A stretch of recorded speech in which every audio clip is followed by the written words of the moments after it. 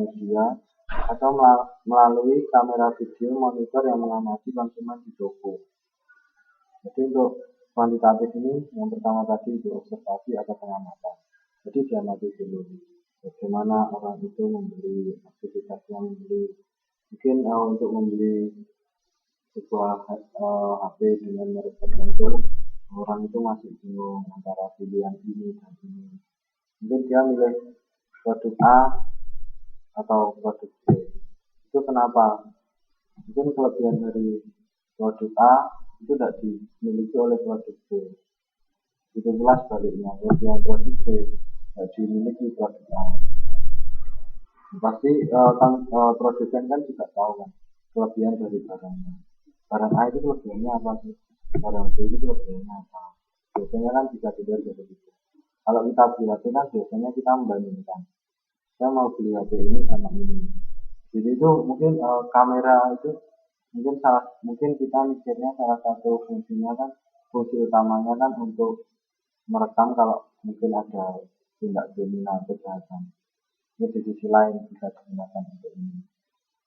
Jadi bisa dibuat menganalisis dengan merek yang sama tapi tipe berbeda. Itu kenapa kok seperti itu? Ini bisa dianalisis. Kedua, percobaan. Coba dilakukan di lapang secara nyata ataupun di laboratorium. Pada eksperimen terdapat variabel yang dimanipulasi atau diubah, merupakan sesuatu yang diuji. Variabel ini disebut variabel bebas. Variabel terikat di mana selain dari variabel bebas yang diuji harus dijaga variabel-variabel lainnya pada kondisi sama sehingga tidak akan memiliki pengaruh terhadap variabel terikat. Jadi contohnya kayak itu tadi, ini ada seorang pemasar ingin melihat apakah ada pengaruh kemasan suatu produk terhadap penjualan. Karena itu warna kemasan menjadi variabel bebas yang terdiri dari beberapa warna, merah, kuning, hijau, dengan menjaga variabel-variabel lainnya sama, misalnya tipe konsumen, harga, ukuran, promosi. Jadi variabel bebas itu dia variabel yang tidak terikat, dia bisa diganti. Variabel bebas itu bisa diganti sesuka kita. Ya, variabel tetap itu variabel yang harus tetap dijaga seperti itu. Contohnya dalam makanan, kita kan ingin mengetahui apakah kemasan itu mempengaruhi penjualan. Nah, umpama Mas Taufik sama Mas Taufik ini sebagai konsumen, saya sebagai produsen. Saya punya barang, umpama apa, mie. Mie itu dengan isi yang sama, komposisi yang sama, harga yang sama, tapi saya bedakan kemasannya. Yang satu kemasannya seperti biasa, yang satu kemasannya saya buat lebih menarik, mencolok, mungkin ada gambar karena itu rasa ayam, saya kasih gambar ayam dan sebagainya, menarik, ada orang makan kayaknya enak, ada uapnya enak dimakan waktu kayak gini. Itu sebenarnya mempengaruhi pembelian ya. Seumpama Mas dikasih dua barang itu atau kalau enggak Mas ke situ, dua Mas dan Mas ke situ. Saya taruh dulu mie yang dengan kemasan pertama. Itu mungkin Mas tidak membeli, tidak tertarik. Terus saya taruh mie yang kedua dengan isi yang sama, harga yang sama, tetapi kemasannya beda. Mungkin Mas akan membeli atau enggak. Kalau membeli berarti kemasan itu mempengaruhi penjualan. Kalau enggak, berarti ya enggak ada pengaruhnya. Artinya kemasan itu mbok ganti seperti apapun, itu enggak ada yang suka. Karena apa? Mungkin karena mie-nya terlalu mahal, mungkin enggak enak, atau mungkin rasanya enggak disukai, atau mungkin nilai gizinya kurang seperti itu. Atau mungkin karena sebenarnya mereka tahu dengan kemasan aslinya itu nilai gizinya kurang, terus harganya mahal. Itu kita tahu, tapi diganti dengan kemasan baru karena menarik. Terus saya ingin nyoba. Ya, packaging itu artinya kemasan mempengaruhi perilaku konsumen atau pembelian. Jadi seperti itu. Tetapi kan bedanya percobaan. Nah itu melakukan survei. Survei itu ya seperti tadi, bisa kita pakai kuesioner, bisa kita dari mulut ke mulut dan sebagainya. Intinya kita menanyakan sesuatu itu kepada konsumen secara langsung. Maksudnya secara langsung itu dengan omongan, entah itu dengan kuesioner atau bantuan dari orang lain, itu survei. Terus alat pengumpulan data. Di sini mungkin di mata kuliah ini kita belum pernah ada ya alat pengumpulan data itu apa. Maksudnya kita belum pernah nyoba ya buat kuesioner. Belum. Pak mau buat tugas saja terakhir. Buat kuesioner. Jadi nanti seumpama jadi seumpama mas nanti bisa jadi apa? Masa depan sudah beda masa kuliah. Ya, jadi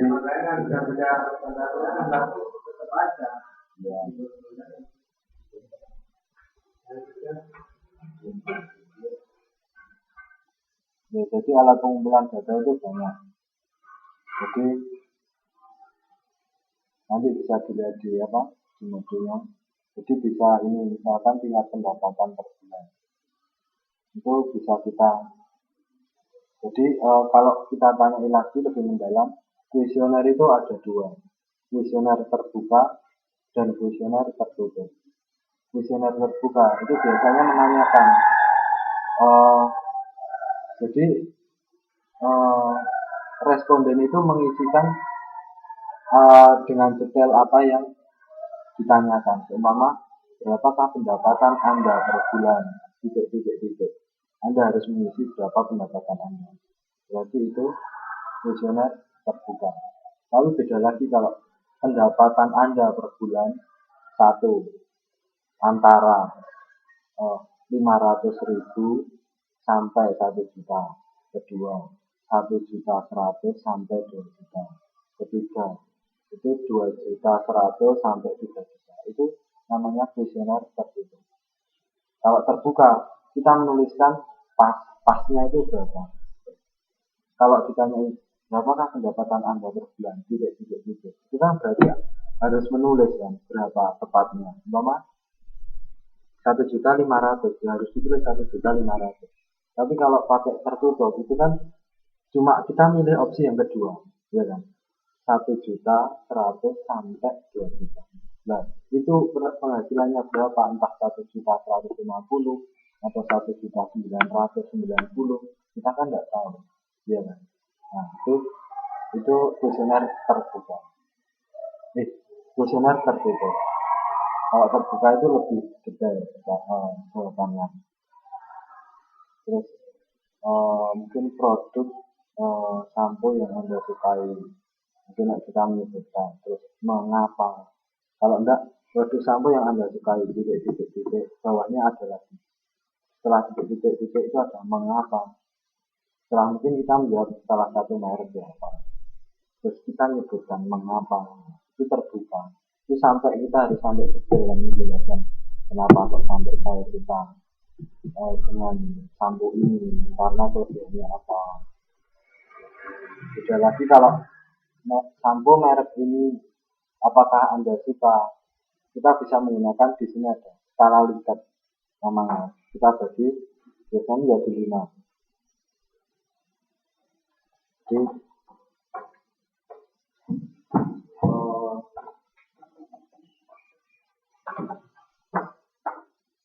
mana skala Likert itu yang ini kan ada 1, 2, 3, 4, 5. Ini jawabannya bisa 7. Ini sangat setuju, umpama 1 itu sangat setuju. dua, tujuh. Nomor tiga, oke, biasa aja atau mungkin netral atau sebagainya. Yang ketiga, kurang setuju, kurang dulu. Kurang, yang ketiga sangat tidak setuju. Nah, ini namanya pakai skala Likert. Ini juga termasuk ke dalam kuesioner tertutup. Jadi kita juga mengetahui bahwa dengan kita menanyakan sesuatu itu kita dalam penggunaan transport kita perlu ramah seperti dalam pilihannya apa? Sangat setuju. Berarti kan banyak orang setuju bahwasanya transport itu harus diganti. Kita cuma tahu seperti itu. Berarti kalau haruskah kita menggunakan transport seperti titik-titik terus bawahnya menggunakan? Kita cuma kita jawab iya itu alasannya apa? Tidak itu alasannya apa? Sekali lagi kalau benar sekali sangat setuju. Kenapa Anda sangat setuju? Kan saya tidak tahu alasannya. Ya, pokoknya saya hanya tahu Anda itu setuju dengan saya alasannya. Itu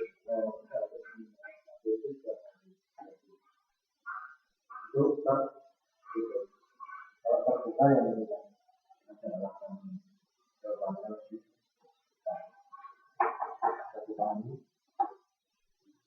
Masih, ya, kalau misalkan kita kan menanya dua responden, jawaban dua responden semuanya nggak sama.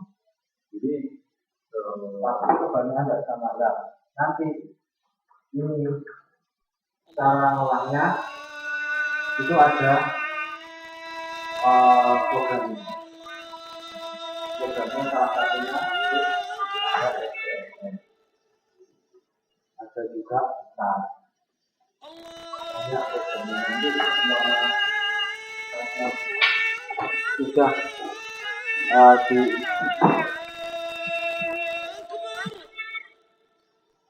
sudah melakukan ini terus ingin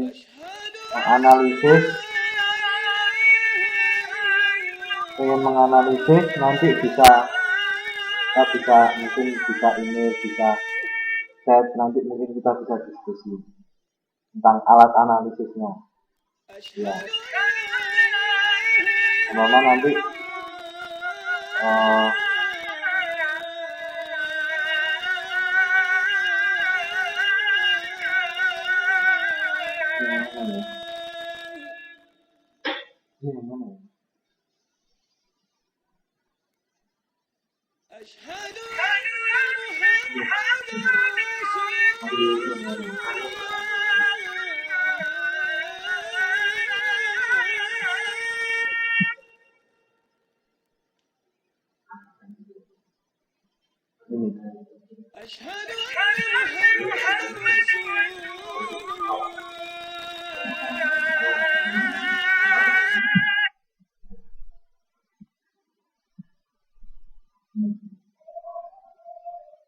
mohon maaf. Kalau misalkan yang terbuka ini kan saya pernah dapat orang seperti itu ya. Cuman orangnya setiap orang berbeda. Mungkin sesukanya ya.